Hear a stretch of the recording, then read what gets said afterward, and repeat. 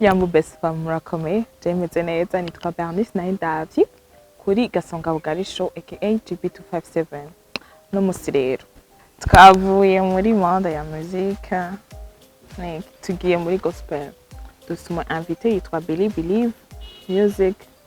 karibu rero mufate namwe Gasonga Bugari bwanyu aba office bien sûr ata office mu bugore hanyuma tuganire nawe ni sawa Bill ni sawa umeze neza ego utwibutsa amazina yawe yose ya vrai apana yo yose na ya vrai okay amazina niswe n'abavyeyi ni Irakoze Billy nama izina rya famille ni Sinagaye ariko je nitwa Irakoze nyene kubera Sinagaye ntaririko kuri Kangamuntu oya ryariko kera niga primaire mugabo narekuye ko kubera nyene cyakoranye muri Amerika kuri kura sije bari bakwandikishije rya mbere nari Sinagaye Irakoze Billy mugabo rero abavyeyi kubera vyangora mu ishure kwandika amazina abiri mu mateste ni usanga nanditse rimwe iki kandi nari mugufi S rumva bavuga ati kuri S azokwicara kure kandi ntazobona ibiri imbere iki mama reko yaramwigisha cavuga ati kashire ko Irakoze basi I iri imbere y'amapfe gatoya okay ya munyuma rero ndakura ko complètement Sinagaye ngumana Irakoze Billy muga sino Sinagaye ni rya famille nico kitwa ndabivuze nibyo riryohera gusumba ya baheruka kwicara Gasonga Bugari rya jewe ntanarimwe kwenye ntamwe bwicare ugasanga bari nahora ndabakurikirana ibiganiro byanyu ariko nta munsi ntanarimwe utawe gifise ibisusu anyway kuri iki wahisemwo Believe mu mazina yose bari gutora kugira ugire gospel Believe bon ngitora narisemwo Billy ni giwanje kandi na Believe ni giwanje gusa Believe ni signification iri hagati ya jewe n'Imana sizina nitaziriye ngo kubera ngo ninjiye mu muziki ngo nakazina kuhizo aya Believe nyene urumva ko atari believer ni believe urumva ni nk'itegeko genre wewe baby you have to believe donc nakantu nashize mu buzima bwanje kandi rirankorera isiguro rifise novuga yuko iri hagati ya jewe n'Imana cyo gituma umva ntakunda kwisigura cyane ni izina novuga rifise isiguro hagati ya jewe n'Imana n'umuhamagaro mfise yego okay wamenye ryari ko ufise donc ingabirano canke impano yo kuririmba jewe nabimenye kera nkiri umwana narakunda gukumviriza album ya kera hari ba Dudu ba Clark ba Maya ba Ngabire ba Fabrice kera indirimbo za kera narakunda kuzumviriza narakunda umuziki cyane rero abantu bakansengera iyo ngiye gusenga n'abakuru banje nkiri muto bakambwira ati uzoba umuririmbyi akomeye iki amaprofesi menshi uzoba umukozi w'Imana akomeye iki nga muri jewe kuririmba byaranyorohera kwiga indirimbo byaranyorohera ariko novuga yuko carrière y'umuziki nyayo nyezina nayitanguye 2016 niho novuga ati natanguye rero nagira mfumwuga natanguye umuhamagaro wo guhimbaza Imana mu kuririmba 2016 niho wasohoye indirimbo yawe ya mbere cyane niho watanguye nyene kuja mu public niho natanguye urugendo rw'umuziki kwiga kuja muri kwaya nkiga amajwi nkiga ingene baririmbira mu nda ama exercice n'ibiki niho natanguye ya wamye muri gospel gusa kuva meme muri adolescence ntiwigeze pansha gatoya gusa nyene narakunda nari igihe kubera nakijwe nkiri muto ntuzi ibyo urimo canke ibikarige ushaka kuguta mu bintu kanaka canke gutesta ibintu kanaka je narakunda gutamba danse moderne narakunda gutamba danse moderne naratavye no muri tamba zirya tamba za competition za kera naratavye muri tamba 2010 mego 2013 2012 muri iyo myaka nyene sinibuka neza entre 2007 bavriyemo mu ba mbere wow ngaho nyene bashafise amafoto tuzoyashire oh ya nayo mfise nayo ngifise hari kera cyane ngira nta na telefone nari bwigere ntunga nari mfise rero narakunda no kuja kurabarira batamba amafinale yabera kuri section nautique hariya kuri impande ya Tampete tukagenda n'amaguru tukafata abantu amaboko mu kwinjira tukabwira mama ati mama uvuga ko ndi umwana wa kamfata twinjira bakadusorera tukanywa tukarya tukinjira kwa gusa twari sempa vraiment twari tuzi gucora byari biryoshye ya rero kubera umuziki nari ndawukunda numva nshaka kuja kuraba Sadbi kuraba ingene batamba finale baza gutsinda twaremera kugenda n'amaguru tuvuye ku Musaga tukagera dutashe rero nta mara twadufise twasha tubwira abantu muri bus baturere twishikira muhira ya very cute tumenyereye amagroupe ya gospel ariyo ari imbere cyane ubu Victoria's team haro Redemption Voice wewe kwiki wahisemo kuririmba urumwe igituma nahisemo kuririmba ndi umwe nuko byampisemo kubera ko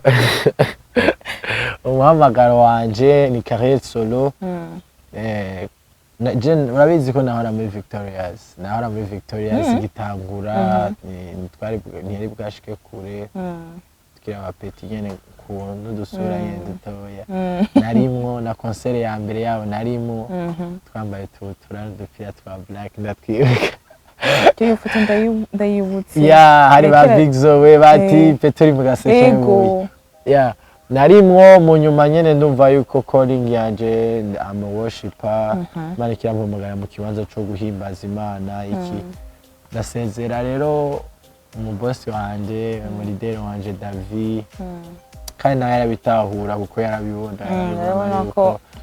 ndiko ntwagwa cyane niyo mpano cyane n'ugo ruhande rwo guhimbaza rero cyane ndatangura carrière solo iyo myaka nyene ya okay niyo mpamvu none nka ko wahisemo cyane ko carrière solo yaguhisemo ufise projet izihe Kwaje mfise ni nyinshi era ku ntango tugende ku murongo gushika ariko projet ya mbere mfise ni impamvu yanje yo kuririmba ko bwaje muri narunganwe impamvu mpimbaza Imana impamvu nipfuza gushika kure cyane nuko mba umuleader canke mba reference kuri generation inyuma yanje nico novuga cyatumye mu bihe byihamagarwa canke mu bihe Imana ikiranganiriza nibyo byamotivye kuririmba nari numva menga byarambabaza kumva nk'ukumva umuririmbyi aririmba gospel yashitse kure mugabo ugasanga ugiye kumuraba n'abana bake bazinanye mu ishengero bariko barakura n'abana bake bagiranira contact bariko baraduga kwiyumvira none ko mukuru wanje yashitse kure naje ndi generation inyuma yiwe ejo azoba atakikora aririmba ejo nzo ndiko ndaririmba mbega wamutamana nzoronka gute tutanazinanye nubwo gusigira uzobifatamo gute ntitwicaranye ntiyanyibiye kubera ko umuntu akuze ntumukeneye ko amafaranga canke ngo featuring uramukeneye ko amajambo y'ubwenge naho yoguha experience birahagije donc rero ndavuga ati jewe ndashobora kuba ntangwe mugabo umunsi umwe nzoba ndi reference y'abantu benshi nzoba mfise influence muri ico kibanza ninagifata nzogerageza uburyo bwose novuga inyuma yanje abari inyuma yanje ndabaduza ndabaha understanding nzoba mfise na experience nzoba mfise kugira ngo tubone generation ihimbaza Imana mu gutahura ahige ubona abantu baririmba ariko ukavuga ati bararirimba tu ntibatahura ivyo barimwo ma valeur ma caractère n'ibiki bakavuga ati ndifuza kubona generation ifise caractère abantu basa nk'abakozi b'Imana uravye umupastor ukaburaba ukavuga ati nta mutandukaniye uretse kuririmba donc nico gicapo mfise projet nyamukuru canke mu mutima wanje cyo nifuza nuko nogira nico gituma nitwa ukunda kubona Believe Music birarengeye kwitwa Billy donc ni nka label ni ikintu kizuba kirimo ibintu byinshi nga bifasha urunganwe rwanje gifasha gifasha igihugu canje kuduza umuziki cyangwa kuduza abantu binjira mu gihugu baje kuraba amakoncert akomeye iki atari ibya gospel gusa ni gospel ahanini partie nini ya 90% ni gospel maybe no mu bindi man bishatse canke ibishidushize ku mutima wavyinjiyemo nyene wavyinjiyemo reference mu burere bwose si bishoboka canke ubona abantu bakwizeye kandi ukaba ufise Kristo muri wewe biba bisa neza kabere bari bya. Okay, est-ce que tu supposes yuko ushobora no kuzoba babitagote hariho terme umwongere canke umupasteur canke umuprofete apôtre, est-ce que nta mpamagara w'ivyo rero mpamagaro iyo partie ni partie ya kabiri ngize as a man of God nibaza yuko ikintu cyose kirafise igihe cyashiriweho pour le moment ni chapitre ntugurura nzi ko ndashobora kuba narahamagawe muri partie imwe muri ivyo canke ibiki mugabo no munsi ico nizera ni kimwe nuko muri uyu mwanya ico ndiko ndakora ni iki ndi mu worshiper kandi nzokuba ndi mu worshiper gushika Yesu Kristo agarutse hama kubijanye n'umuhamagaro nkuko mubizi nuko uko umuntu akura agenda aramenya amadetaye and rero igituma ntakunda kwivuga ko nuko pour le moment amadetaye manini mfise ni carrière ndimo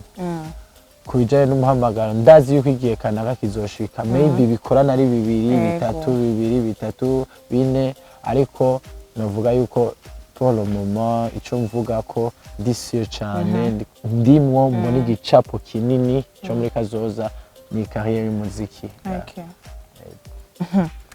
Uburyo bwo gukora gospel no bukora uburyo nebizera okay uburyo bwo gukora gospel ijya mbere jeune ari sopa basi ni sopa ayese abagenzi naraterereza wisopa umunyeshuri muzigiro diciza naraterereza abagenzi bari mu Burundi cace aba Kristo gene bankunda n'abagenzi bari hanze y'igihugu ndabari mu gihugu navya n'ukuri wabaye mwizigirwa bijya ziyari indirimbo nakoze nta management nta manager ari jewe gusa nyene nironderera uburyo hajya na hariya iki rero novuga yuko uno munsi urakoze kumbaza ico kibazo kuko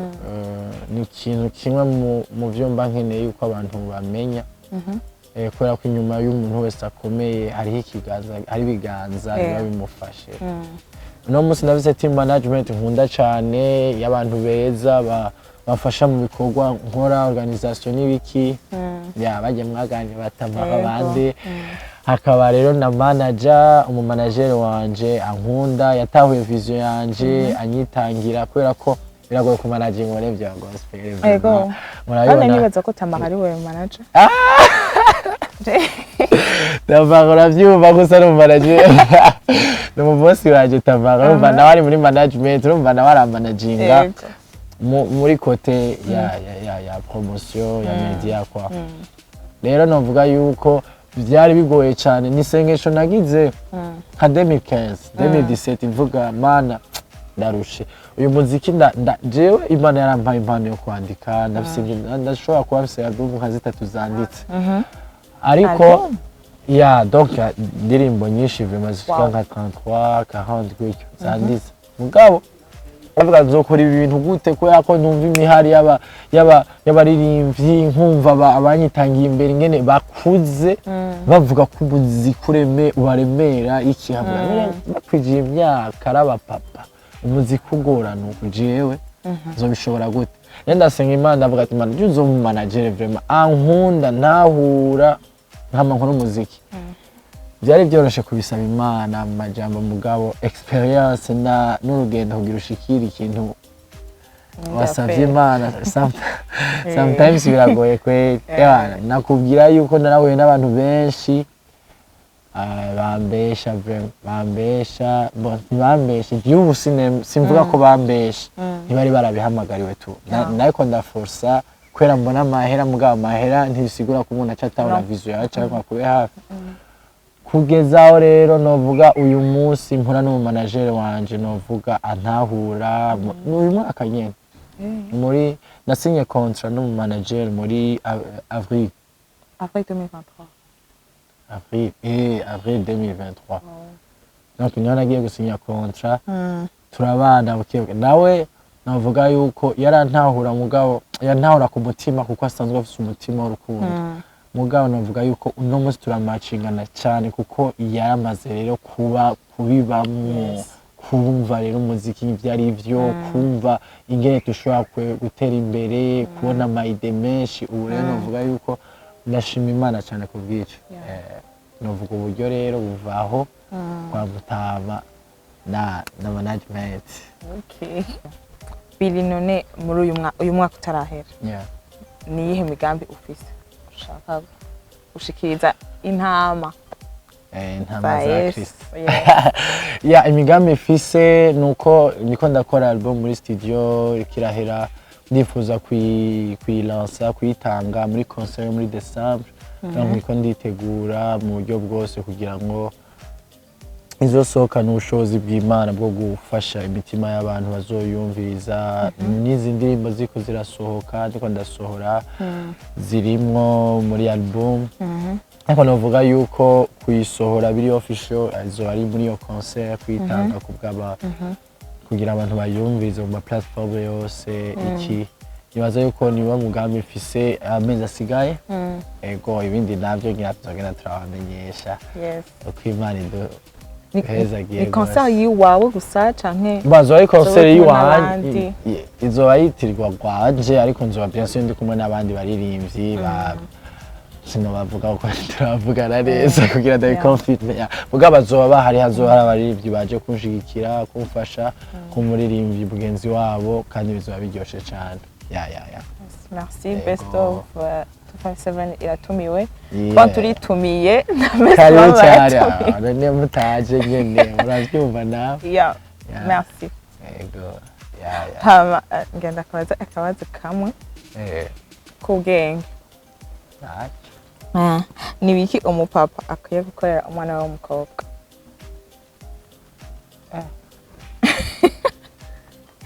Futur papa tumumenye kugasonga bugari. Okay, nibaza yuko ikintu ca mbere je nakuze mbona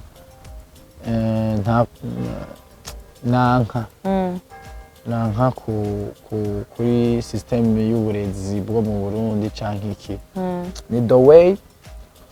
umwana w'umukobwa canke umwana akura ahanirwa ikosa atazi.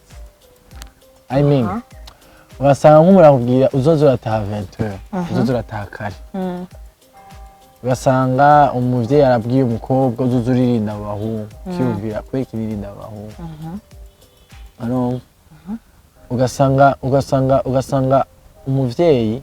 ntashaka kuzana umwana mu kumwereka ubuzima bwo azobaho hama mu kutabimubwira cyangwa mu kutabimuganiriza mu mwana w'umuntu harimo kudekuvura ikintu kanaka harimo kurondera kumenya gutesta nibijya batubwira ati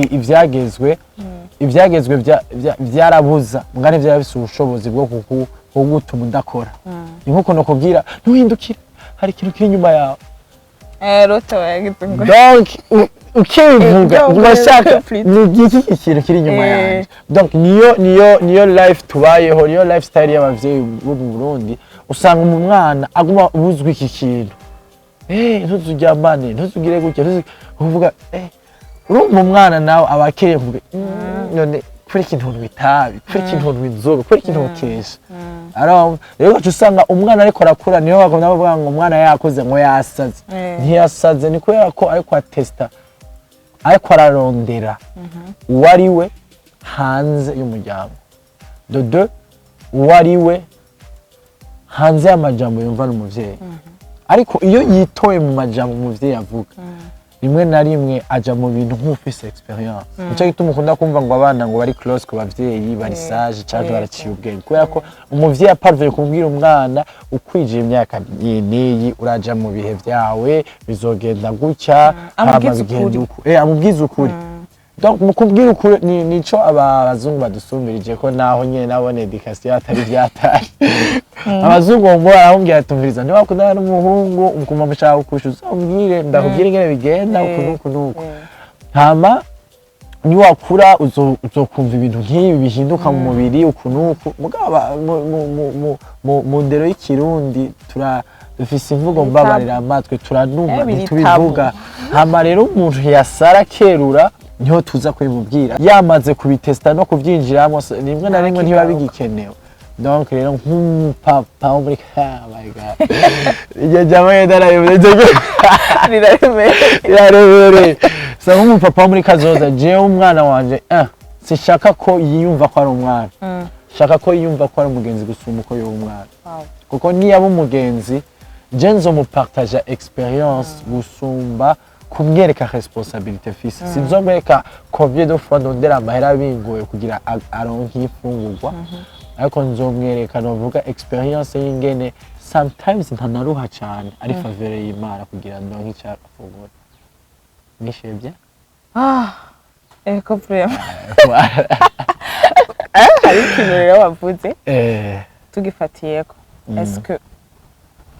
jeune akijijwe uja muri relation si risque idakenewe umujene adakijijwe akijijwe je précise akijijwe uja muri relation akiri muto ikintu ca mbere ngiriyeko umuntu iyo bavuze ngo ni muto bashatse kuvuga iki ubuto ni iki mu myaka muri experience urabizi yuko hari abantu bagira mariage à 18 ans yego urabizi ko muri Bibiliya hari abantu barabahwa mu myaka 18 ya donc rero jewe ingene mvuga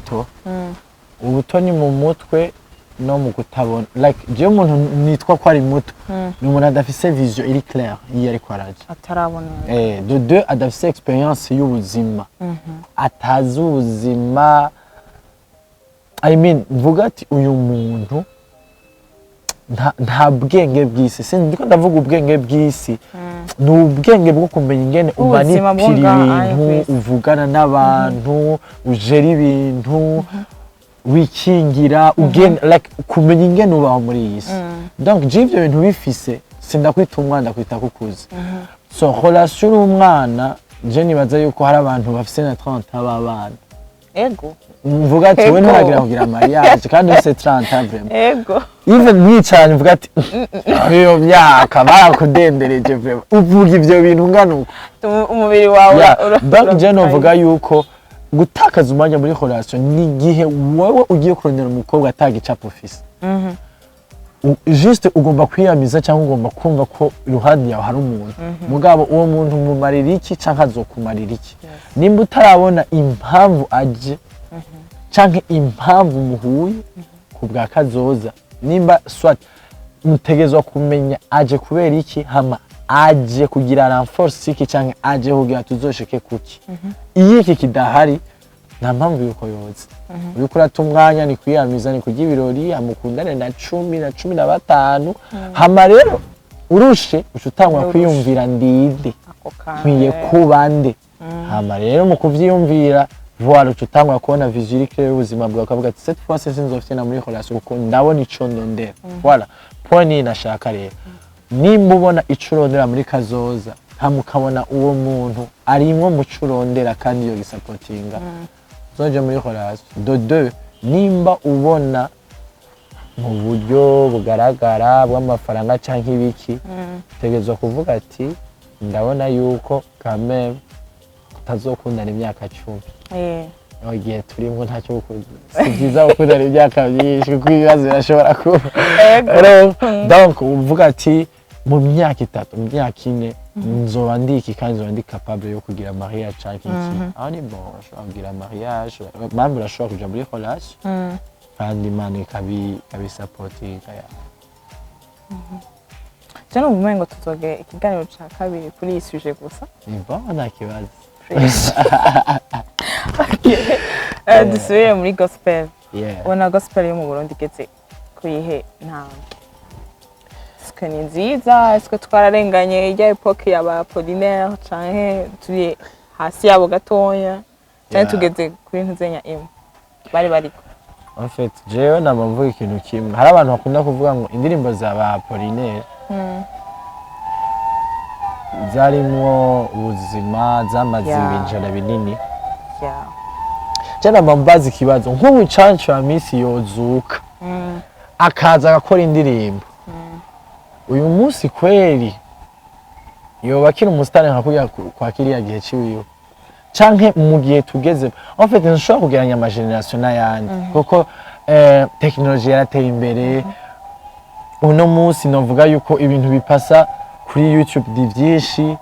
kugira nke views utegezwa kwa gutira attention cyangwa gutegezwa kuba ufise ikintu kanaka kiri special canke ngaho usanga kiriya gihe usanga umuririmbyi wa gospel na babiri ni batatu ni bane no munsi ni benshi canke iki je novuga yuko gospel mu Burundi ahanigeze uno munsi ikiraduga vraiment ikiraduga kandi twese turabibona narahariwe ama concert manini tubona abatwitanye imbere ariko barakora nibiki ni bon je mbona himbaza je mbona gospel kiratera imbere ntituraba abo twifuza kuba cyangwa turashika ku rugezo twifuza gushikako mugaho tugeze quand même urabona yuko abatwitangiye imbere hari imbuto babivye ikiragaragara muri no generation kandi izotera yaguka je nizera ko izotera yaguka uravye même ninge n'abantu bandika harimo understanding harimo ugutahura harimo ishurirwa ya kiro gihe tugezemo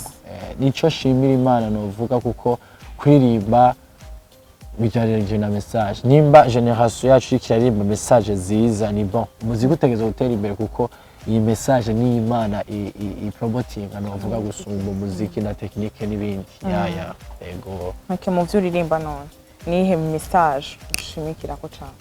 canke biravana nyene n'indirimbo nibihe canke hariho nyene ikintu wamuvuga ati iki kintu shaka cyane kigaruka mu ndirimbo zanje jewe message shigikira ko ni message niga message umukozi w'Imana ngaburira ni message y'igikorwa kirangiye ca Kristo canke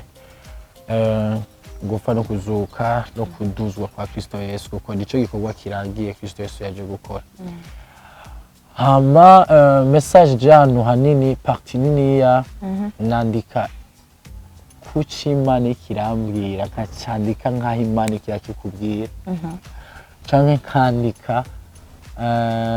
bivanye na intimite n'umwanya wo kusabana n'Imana nkumva hama mu majambo numva Imana canke mu byo numvise mu mutima wanje nkandika nandikira Imana canke nandika indirimbo novuga ivuga ic'Imana iri mu buzima bwanje nico numva nkeneye mu bihe kanaka cyangwa iki indirimbo mu mutima wawe umengo ndayizi ashobora kuba ni wawe canke ni canke yarayeretswe ntavyo ni wawe canke niyo wasubiyemo umutima wawe ni wanje indirimbo niyo kuva muri 2024 niyo tuja nibo yandi mu vyumviro vy'Imana imyaka iri imbere iri muri kahise mu mutima wawe ni indirimbo nanditse 2014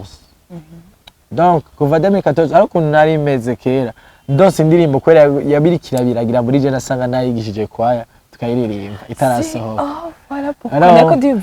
rero umutima wawe narayiririmbye mu ishengero barafata ama video hama barayitwara yararirimbye cyane The Spirit Garden CLG ahantu henshi abantu njyandirimba je nta clip nzoyikorera babimenye igirazwi isohora mu momento gusa yuko nigira rigwaje mu nyeneyo tu hama ibe audio ibafashe sino nayanditse ico gihe mu nyuma rero iragenda narigeze guhura n'abantu naherekeje umukozi w'Imana mu bikorane Gitega bambwira twaje kuraba wanditse indirimbo indirimbo itajya muri studio narayitwaye mu Rwanda kuyikorerayo projet birapfa rero Imana ishima yuko muri kino gihe isohora kandi numva ndi fier cyane kuyisohora kubera ko indirimbo abantu bagumye banyishuza ari abantu twari twarankanye aba artiste bo bari barandambiwe no munsi nyaza ko nishyuye ideni igihe ni ya igihe ni iki okay turi dushishirizamo rero okay twari turashima mu mutima wawe mwami aho niho byagiye ibwinahawe hampishurira icuri aho niho byagiye niho nshaka kuba aho niho byagiye ibihe byose uri soko nziza soko y'ubugingo muri wowe je niho ndi ikiganza cawe gihora kuri je kinyuzuzamwo inkomezi niwe nifuza nyuzura niwe nifuza nyotewe mu mutima wawe yeah. Banda. Thank you. Urakoze cyane. Nibaza ko gasonga ugari partie 1 iherenga. Soga kwa partie 2 kuri ya sujet twavuga. Okay. Yeah. Tubatumira. Ego. Tubakengurukiye cyane. Ego. Urakoze yaho tukanaiza guess nzi ko mu mutima wawe ari iwawe bro. Nayumva gusenga. Anyway, thank you. Merci. Mwakoze cyane. Ego, merci. Mweza gigwe gose. Amen. Ego. Dushimire na Le Flamboyant Garden yadutijije iki kibanza ciza. Nawe karabivuga ko ari bon. Ego, hama karibu muzohagendere namwe mu soka n'abashayi banyu. Why not? So, goodbye. So